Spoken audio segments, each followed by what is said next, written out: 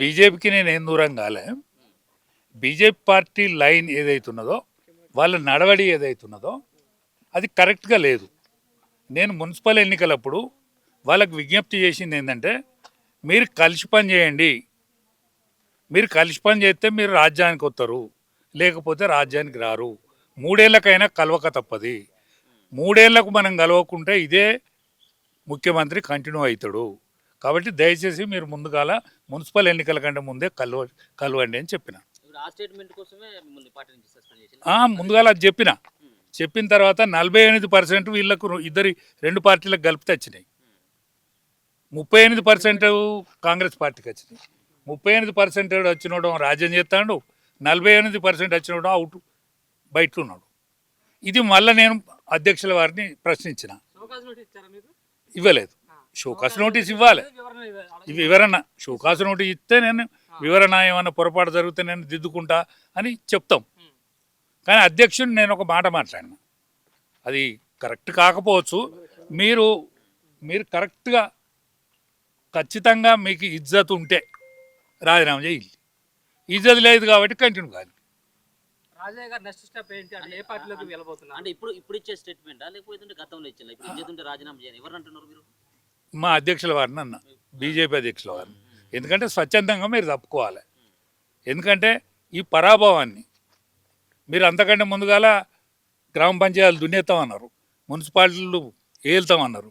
Municipality లేదు, గ్రామ పంచాయతీలు లేరు. కాబట్టి మీరు ఖచ్చితంగా వాళ్ళు పవన్ కళ్యాణ్ పెట్టుకొని, మధ్యవర్తిత్వం పవన్ కళ్యాణ్ పెట్టుకొని ఈ కూటమికి, ఆంధ్రాలో ఏదైతే కూటమి అయిందో సేమ్ కూటమి తయారు చేయాలనేటువంటి ఆలోచన చేస్తాను. కాబట్టి మీరు ఇప్పటికైనా సోయి తెచ్చుకోండి.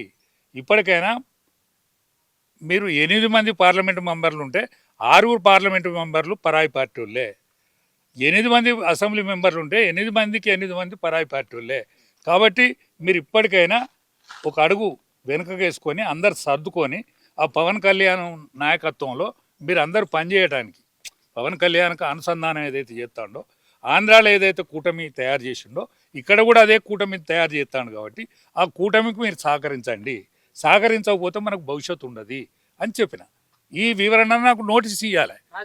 పవన్ కళ్యాణ్ నాయకత్వం సమర్థిస్తున్నారు కదా, తెలంగాణ రాష్ట్రంలో జనసేన పార్టీలు జాయిన్ అయ్యే అవకాశాలు ఉన్నాయా?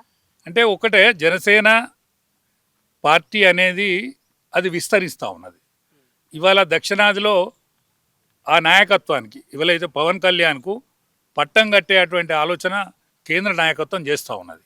ఎందుకంటే కలిసి వచ్చే రోజులు ఏవైతున్నాయో, ఇది బీసీ సామాజిక వర్గం,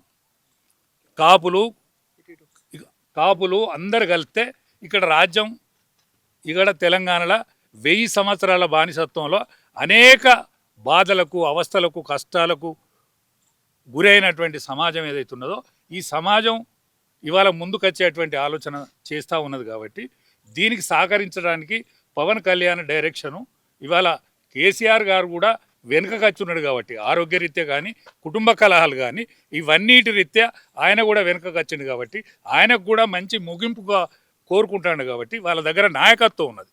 కానీ 18 ఏళ్ళ నుంచి 30 ఏళ్ళోడు వాళ్ళ దగ్గర లేరు. యువకులు, బీసీలు వాళ్ళ దగ్గర లేరు. ఈ యువ నాయకత్వం అంతా కూడా పవన్ కళ్యాణ్ ప్లస్ బీజేపీకి ఉన్నది. కాబట్టి లీడర్షిప్ టీఆర్ఎస్లు ఉన్నది. కాబట్టి వీళ్ళందరూ కూడా కూటమి కలిసి రేపు రాబోయే రోజులలో రాజ్యాధికారానికి రాబోయేటువంటి ఆలోచన ఉన్నది. కాబట్టి ఈ ఆలోచనలో చేయగలపాల్సిందిగా నేను అందరికి కూడా విజ్ఞప్తి చేస్తాను. రామచంద్రరావు యొక్క ఆధ్వర్యంలో బీజేపీ పార్టీ తెలంగాణ రాష్ట్రంలో అధికారం వచ్చేటువంటి సీన్ లేదంటారా? లేదు. ఎందుకంటే గత ఎన్నికలు చూస్తే ఇప్పుడు మన 32% పార్లమెంట్ ఎన్నికలలో వచ్చింది. దాన్ని ఎక్కువ సొమ్ము చేసుకుని ఉండే. అందులోనే ఒక బీసీ నాయకున్నో, లేకపోతే స్టబ్బర్ కలిగినటువంటిగా రఘునందన్ లాంటి వాళ్ళు, అరవింద్ గారు లాంటి వాళ్ళు కనుక ప్రెసిడెంట్ని చేస్తే ఇవాళ టీఆర్ఎస్ పార్టీ ఉండకపోవు. టీఆర్ఎస్ పార్టీ మొత్తం కూల్చివేసినట్టు అవు. ఇవాళ ఈటల రాజేందర్ గారిని చేస్తే ఇంటికాడ వరుస ఉండు. ఇవాళనే వరుస ఉంటుంది, కార్ల వరుస ఉండే. ఇవాళ టీఆర్ఎస్ ఖాళీ అయ్యేది ఉండే.